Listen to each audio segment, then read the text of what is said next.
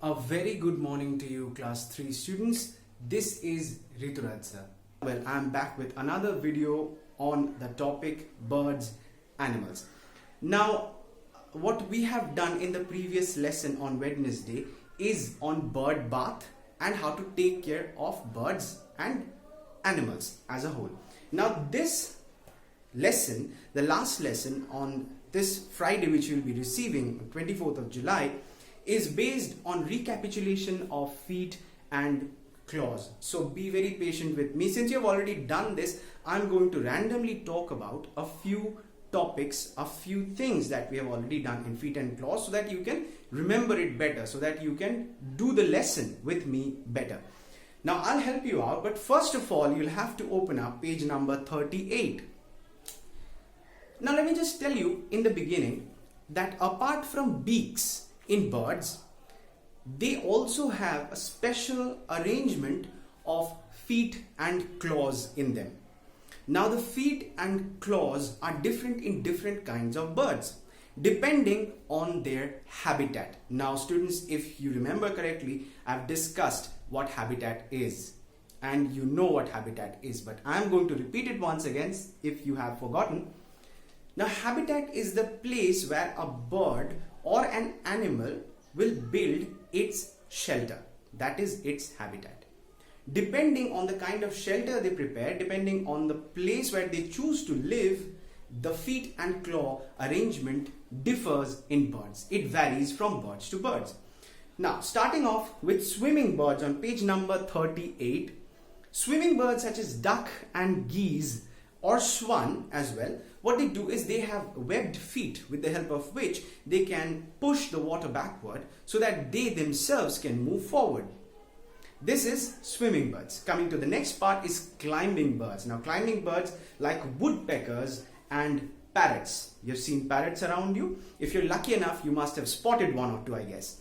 Now these birds, what they do is they climb on the branches of tree and they cling on to the branches of trees, and what they do is they do it with the help of the arrangement of toes, which is two in the front and two at the back.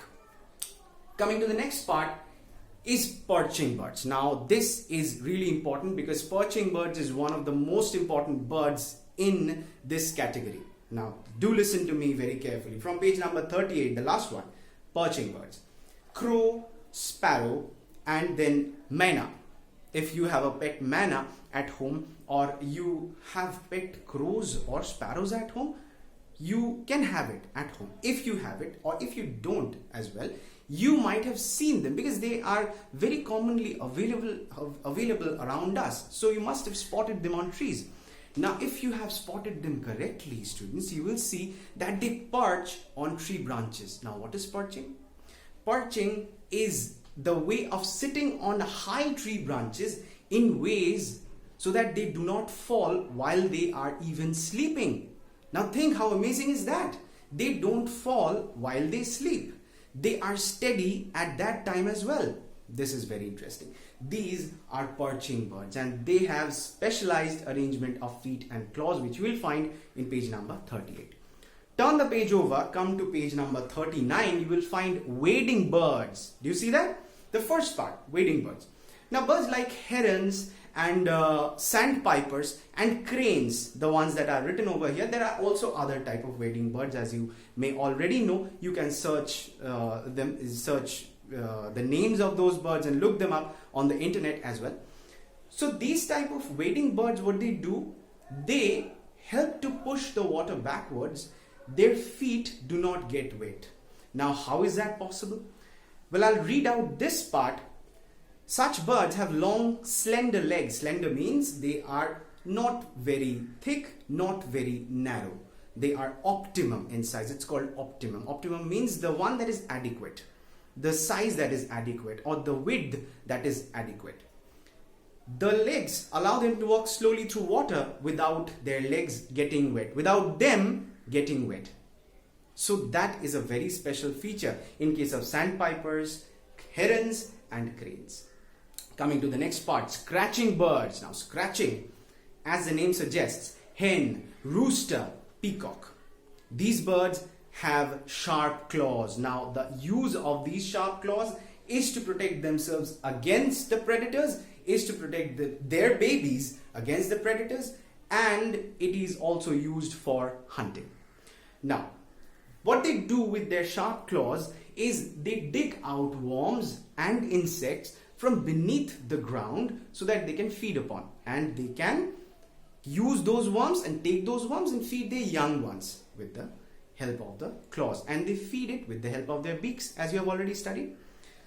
Coming to the last part, preying or flesh-eating birds. Now, this is very important, students, since preying birds, if you have seen, you must have seen kites, you must have seen eagles flying, overhead, and they fly at great distances with their wing just stretched far and wide, and it looks amazing, it looks elegant, it looks absolutely beautiful if you have seen that. Now, what they do is they use their feet and claws. Remember, listen to me very carefully. They use their sharp feet and claws. The arrangement of claws in them is known as talons. Remember, talons. Do not go wrong with the spelling. The spelling is over here, page number 39. Talons. With the help of these talons, they catch the prey. Now, let's say they spot a live rat or a mole moving from one part of the street to the other. They spot the mole or the rat from high above in the air. They spot it. We call it bird's eye view. Now, this is not mentioned in your book. This is a little bit of extra information. You please understand this. This is called bird's eye view. This bird's eye view helps them to look at the prey. They have very sharp eyesight, which helps them to look at the prey from a great distance. They spot their prey, they snatch the prey from the ground, and they hold it with the help of their talons.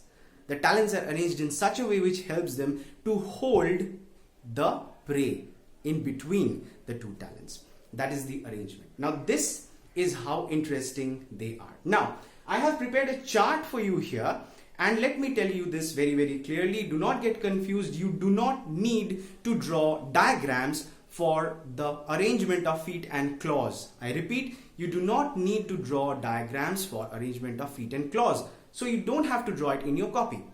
Since you don't need to draw it in your copy, I have also not drawn on the board right here.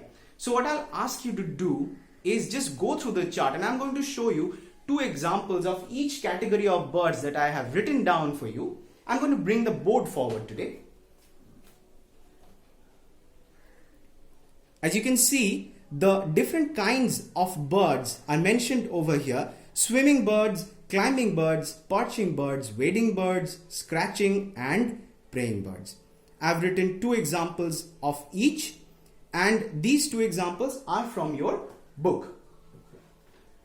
Coming back to the topic, this is what we have studied. This is how amazingly birds have their beaks, and not just the beaks, their feet and claws, which is our today's topic. They have the arrangement of beaks and claws different from different species of the birds. This is amazing in birds because us humans, we do not have these type of arrangements. They are not different. Our feet, our claws are not different at all.